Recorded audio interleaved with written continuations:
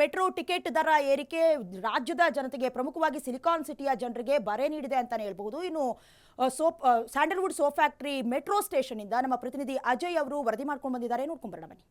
Metro ದರ ಈಗಾಗಲೇ ಏರಿಕೆ ಆಗಿದೆ. ಇದರಿಂದ ಸಾಕಷ್ಟು ಆಕ್ರೋಶ ಸಹ ಈಗಾಗಲೇ ವ್ಯಕ್ತವಾಗ್ತಾ ಇರುವಂಥದ್ದು. ಯಾಕಂದ್ರೆ ಇಲ್ಲಿ 10-20 ಅಲ್ಲ 47% ಅಷ್ಟು ಈಗಾಗಲೇ ಜಾಸ್ತಿ ಮಾಡಿದ ರೇಟ್ ಅಂತೇಳಿ ಈಗಾಗಲೇ ಪ್ರತಿಯೊಬ್ಬರು ಕೂಡ ಆಕ್ರೋಶವನ್ನು ವ್ಯಕ್ತಪಡಿಸಿದ್ದಾರೆ. ಯಾಕಂದ್ರೆ ನಾವು 50 ರೂಪಾಯಿ ಕೊಟ್ಟು ಇಷ್ಟು ದಿನ ಓಡಾಡ್ತಿದ್ವಿ, ಆದರೆ ಈಗ ಅದು 90-95 ರೂಪಾಯಿ ಆಗಿದೆ. ಅದ್ರ ಬದಲು ನಾವು ಪೆಟ್ರೋಲ್ ಹಾಕೊಂಡು ಬೈಕ್ನಲ್ಲೇ ಓಡಾಟ ಮಾಡ್ತೀವಿ ಅನ್ನೋ ಒಂದು ಕೂಗು ಸಹ ಈಗಾಗಲೇ ಜಾಸ್ತಿ ಆಗಿರುವಂಥದ್ದು. ಇದ್ರ ಬಗ್ಗೆ ಮಾತಾಡೋದು ಕೂಡ ಮೆಟ್ರೋ ಪ್ರಯಾಣಿಕರು ನಮ್ಮ ಜೊತೆ ಇದ್ದಾರೆ. ಈಗ ಅವ್ರನ್ನ ಮಾತಾಡ್ಸೋಣ. ಬ್ರದರ್, ನೀವು ಇಷ್ಟು ದಿನ ಎಷ್ಟು ಕೊಟ್ಟು ಓಡಾಡ್ತಿದ್ರಿ, ಈಗ ಎಷ್ಟು ಆಗಿದೆ, ನಿಮಗೆ ಏನು ಅನ್ಸತ್ತೆ ಇದ್ರ ಬಗ್ಗೆ? ನಾವು ಇಷ್ಟು ದಿನ ಒಂದು 40 ರೂಪಾಯಿ ಹಾಗೆ ಕೊಟ್ಟು ಓಡಾಡ್ತಿದ್ದು. ಇವತ್ತು ಬೆಳಗ್ಗೆ ನೋಡಿದ್ರೆ ದರ ಆಗಲೇ 70 ರೂಪಾಯಿ ಅಷ್ಟು ರೇಂಜಿಗೆ ಬಂದಿತ್ತು. ಡಬಲ್, ಆಲ್ಮೋಸ್ಟ್ ಡಬಲ್ ಆಗಿದೆ. ಸೊ ಅದಕ್ಕಿಂತ ನಾನು ಮೆಟ್ರೋ ಕನ್ವೀನಿಯನ್ಸ್ಗೋಸ್ಕರ ಯೂಸ್ ಮಾಡ್ತಾ ಇದ್ದೆ. ಬಟ್ ಇವಾಗ ಈ ಪ್ರೈಸಸ್ ಎಲ್ಲ ನೋಡಿ ಇಟ್ಸ್ ಜಸ್ಟ್ ಬೆಟರ್ ಅಲ್ವಾ, ಗಾಡಿ ತೊಗೊಂಡೇ ಓಡಾಡೋದು ಅಂದ್ಬಿಟ್ಟು. ಸೊ ಅದಕ್ಕೋಸ್ಕರ ಸ್ವಲ್ಪ ಕನ್ಸರ್ನ್ ಇದೆ. ಅದು ಬಿಟ್ಟರೆ ನೀವು ಸ್ಟೂಡೆಂಟ್? ಹೌದು, ನಾನು ಸ್ಟೂಡೆಂಟ್. ಅಂದ್ರೆ ಸ್ಟೂಡೆಂಟ್ ಆಗಿ ಒಂದು ರೀತಿ ಹೆಲ್ಪ್ ಇತ್ತು ಆಕ್ಚುಲಿ. ಸೊ ಬಸ್ ಆದ್ರೆ ಟ್ರಾಫಿಕ್ ಇರೋದು, ಆದ್ರೆ ಈಗ ಎಷ್ಟು ತೊಂದರೆ ಆಗತ್ತೆ ಅಂತ ಫೇರ್ ಕೂಡ ಕೊಡೋದಕ್ಕೆ.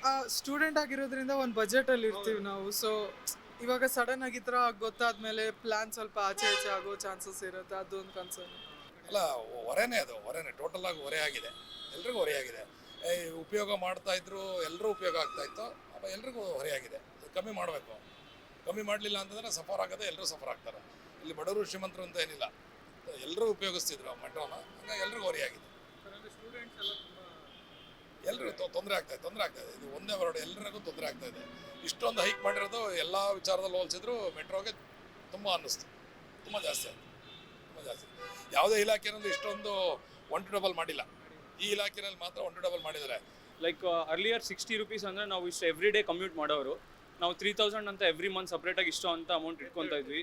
ಇವಾಗ 90 ರುಪೀಸ್ ಆಗೋದ್ರಿಂದ ತುಂಬ ಎಕ್ಸ್ಟ್ರಾ ಎಕ್ಸ್ಪೆನ್ಸಸ್ ಆಗ್ತಿದೆ. ಆಲ್ರೆಡಿ ಗ್ರೋಸರೀಸ್ಗೆಲ್ಲ ತುಂಬ ಕಾಸ್ಟ್ಲಿ ಆಗ್ತಿದೆ. ಆ್ಯಂಡ್ ಈವನ್ ಟ್ಯಾಕ್ಸೇಷನ್ ತುಂಬ ಪೇ ಮಾಡ್ತಿದ್ದೀವಿ ಎಂಪ್ಲಾಯೀಸು.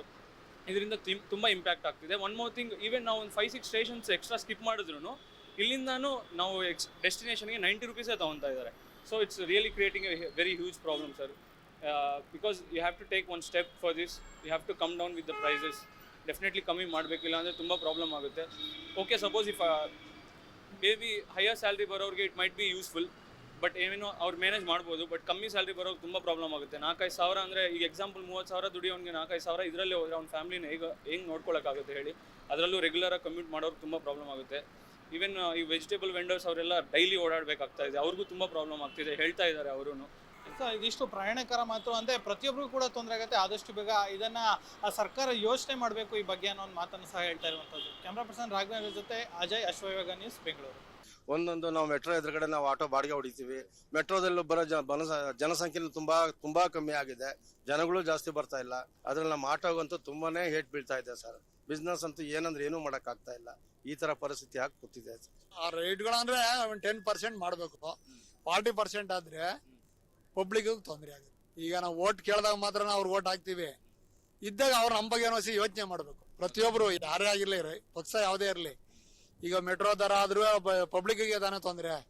10% ಮಾಡ್ಲಿ, ಯಾವುದೇ ಆದ್ರೂ ಅಷ್ಟೇ. ಸಿದ್ದರಾಮಯ್ಯನವರು ಇದೆಲ್ಲ ಫ್ರೀ ಕ್ಯಾನ್ಸಲ್ ಮಾಡಿ ನಾನು ಕೈ ಮುಗಿದು ಕೇಳ್ಕೊತೀನಿ.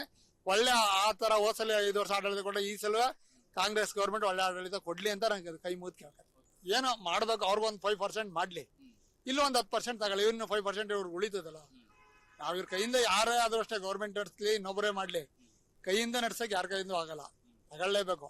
ಆದ್ರೆ ಅದಕ್ಕೊಂದು ಲಿಮಿಟ್ ಮಾಡ್ಬೇಕು ಅಷ್ಟೇ.